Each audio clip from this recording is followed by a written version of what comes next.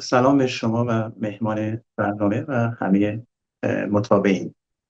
حقیقت که در روزهای گذشته واسطه هایی برای گفتگو اه، مطرح شد که این اتفاق بیفته و حتی خود ترامپ وقتی که نگاه میکنی به صحبتهاش، وقتی که میگه من به پایان جنگ نزدیک شدم و پیروزی به دست آوردم و دستاوردهای خودش رو میشمارد، به این معناست که به دنبال راهکاری است برای بیرون رفتن از بحران کنونی. این خیلی مهمه. ترامپ همه ما میدونیم که صبح یک چیزی رو میگه و شب یک چیز دیگر رو میگه. دائما پر از تناقضه.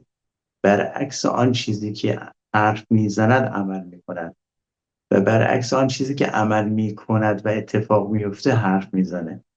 این به این معناست که دو هدف مهم رو تهران آمریکایی ها داشتن برای ایران. یک، اثبات و سرنگونی نظام ایران بود و دو، از بین بردن امکانات دفاعی و نظامیش بود و این هم بر اساس اطلاعاتی بود که حساب کرده بودن روی اعتراضات مردم، یعنی مخالفان داخل خیابون ها بیان و احساسشون بود که بعد از ترور رهبر ایران و شهادت رهبر ایران یک فضای ناامنی ایجاد میشه، مردم به خیابان ها خواهند آمد و جمهوری اسلامی ایران سرنگون میشه. این دیدگاه اشتباه بود. برای همین من فکر میکنم در هفته آینده پایان باشد از طرف واسطه ها، برای اینکه این واقعا داره اقتصاد جهانی رو نابود میکنه. ترامپ تحت فشار جمهوری خواهان هست. درصد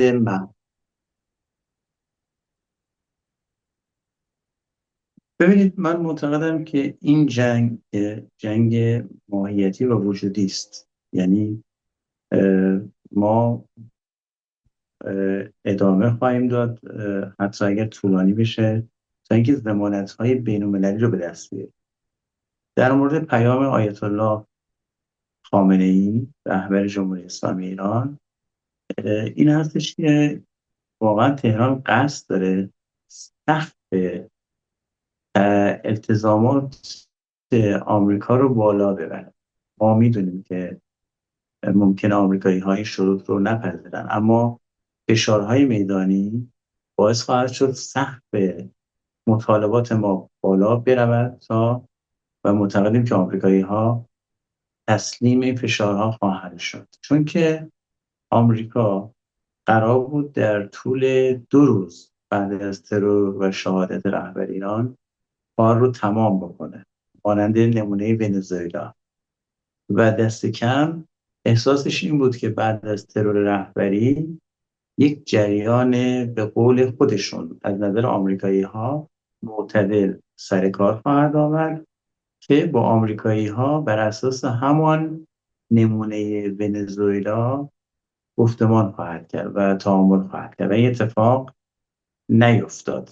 بنابراین مدل ایران برای آمریکایی ها خیلی متفاوت شد و امروز 14 روز و وارد هفته سوم شدیم، چیزی که قرار بود آمریکایی ها در 3 روز انجام بدن.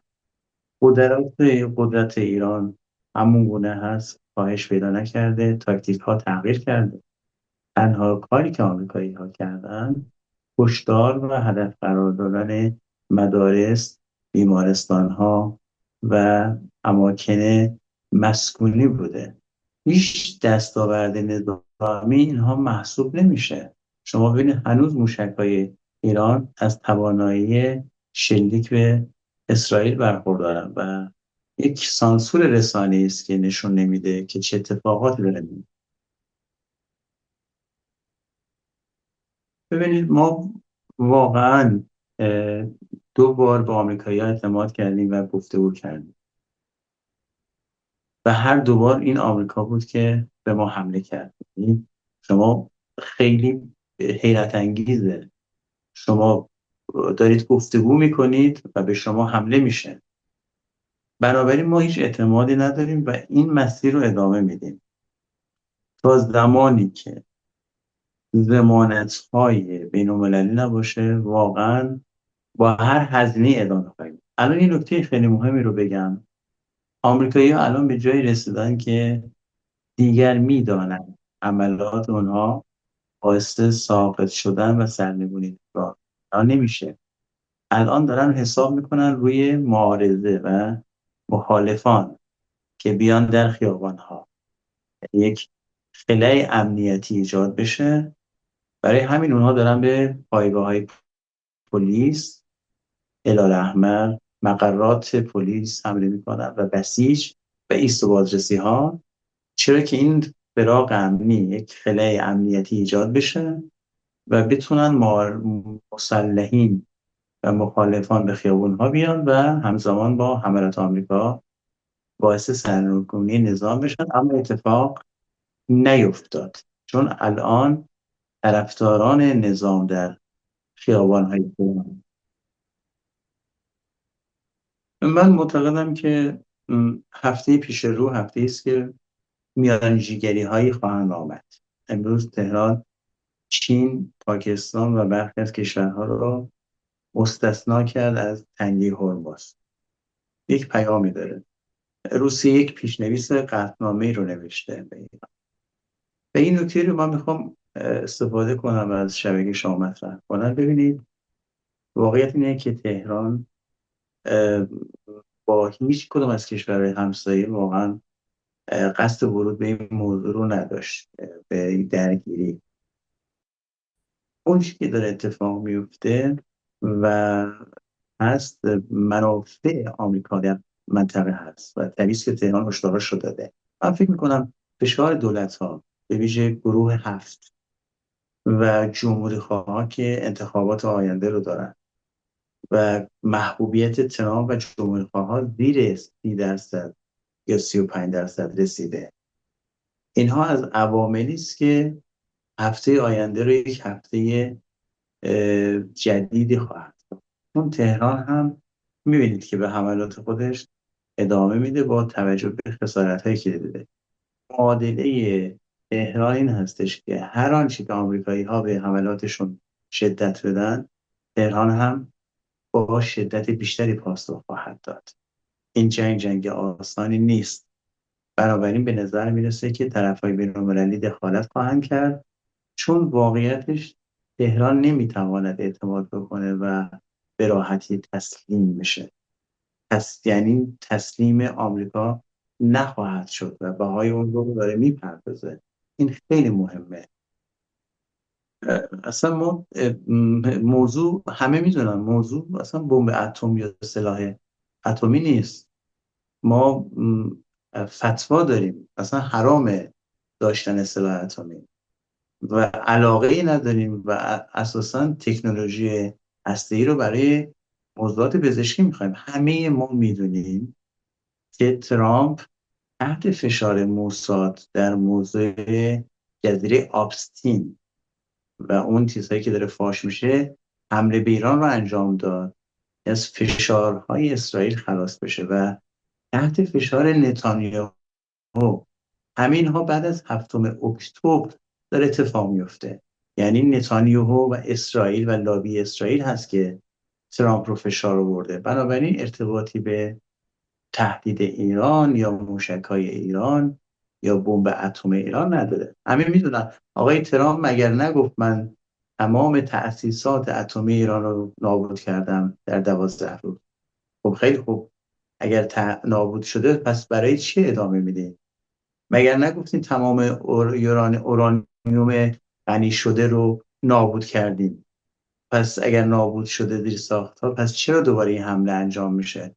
شما در حال موضوع. بنابراین فراتر از این هاست. این بهانه است. حقوق بشر، هرچند من معتقدم رؤسای جمهور سابق آمریکا عاقلانه تر رفتار میکردن حداقل در رفتارشون، اما ترامپ واقعا رفتار منطقی، عاقلانه و حتی بهانه‌های مورد پذیرش جامعه آمریکایی رو نداره. اولین رئیس جمهوری هستش که تمام مردم آمریکا درباره حمله اون به ایران باهاش مخالفت میکنن و از اون عصبانی هستن و تمام دنیا این رو میدونه. بنابراین آنچه که در اتفاق میفته ارتباطی به بمب اتم نداره. مگه اسرائیل بیشتر 200 هسته‌ای داره و عضو NPT هم نیست. ما به تعهدات خودمون عمل کردیم. ما حتی در مذاکرات مسقط با آمریکایی ها اطمینان دادیم که غنیسازیمون به سطحی نخواهد بود که به بمب اتم منجر بشه و برای مصرف پزشکی و تکنولوژی میخوایم. ما حتی اطمینان دادیم از موشک هامون اگر مورد حمله اسرائیل قرار نگیریم استفاده نخواهیم کرد برای تهدید اسرائیل. واقعا از این نرمش تهران در روند سیاسی شما سراغ دارید که این تضمین هم بده. اما شما میبینید ایران اگر عذرخواهی رسمی دولت آمریکا و غرامت و ضمانت بین‌المللی برای عدم تکرار این حملات رو داشته باشه، چرا؟ حملات خودش رو متوقف میکنه. اما ضمانت اتحادیه اروپا، سازمان ملل و سازمان‌های بین‌المللی رو میخواد. ما نمیتونیم دوباره وارد پروسه مذاکره حمله این روش آمریکایی هاست. دوباره چه ضمانتی وجود داره که ما وارد مذاکره بشیم و دوباره به ما حمله نشه؟ و این فکر کنم سیاست ترامپ که این ضعیف‌تر کنه تهران رو. برای همین هستش که تهران به هیچ وجه حاضر نیست بدون ضمانت‌ها و بدون عذرخواهی رسمی دولت آمریکا دست از جنگ و نه جنگ، دفاع مشروع و قانونی خودش برداره. این نکته مهمی است. ببینید همه ما میدونیم در ادبیات نظامی و سیاسی جنگ ها برنده‌ای نداره. یعنی حتی یک نفر در این جنگ ها شهید یا کشته میشه، این خودش یک زیان هست. اما اون چی که مهمه بر اساس این هستش که هر اتفاق بیفته ایران تا الان پیروز جنگ هست به چند دلیل. یک، اول اینکه ایران شروع کننده جنگ نبود. دوم، ایران در فرایند مسالمت آمیز و گفتگوها شرکت کرد و به دنیا ثابت کرد که من اهل گفتگو هستم. سوم، ایران بعد از جنگ جهانی دوم اولین کشوری است که قدرت رویارویی با دو ابرقدرت به نام آمریکا و اسرائیل رو پیدا کرد و توانسته تا امروز مقاومت بکنه. شما حتما میدونید در خیابان‌های تهران و تمام شهرها بیایید، مغازه‌ها و زندگی عادی به رغم تمام خطرها وجود داره. شما اقتصاد و حمله به مغازه‌ها رو نمی‌بینید. خیلی فضا متفاوت است. بنابراین این نکات بسیار مهمی است. این نکته ای رو من میخوام بگم، شاید سوال شما بوده یا نبوده، اما خب چون شبکه شما به هر حال نه، فقط این رو بله من میخوام بگم که ببینید واقعا ما همه ملت‌های منطقه دوستان ما هستند، به سطح رسمی کار نداریم و مخصوصا کردهای ایران، کردهای عراق، همه دوستان ما هستند و آنچه که ما داریم انجام میدیم دفاع از خودمون در برابر آمریکا و تروریست آمریکا و گروه‌هایی است که تحت نظر آمریکایی ها دارن فعالیت میکنن و این نکته بسیار مهمی است. این اولین باریه که جامعه جهانی در کنار تهران قرار داره و حق رو به ایران میده برای دفاع از خودش. و واقعا این رو میخوام بگم که تهران هیچ احساس خطری از دوستان اطرافش و مردم منطقه نمیکنه. اون پایگاه های آمریکاست که تهدید است.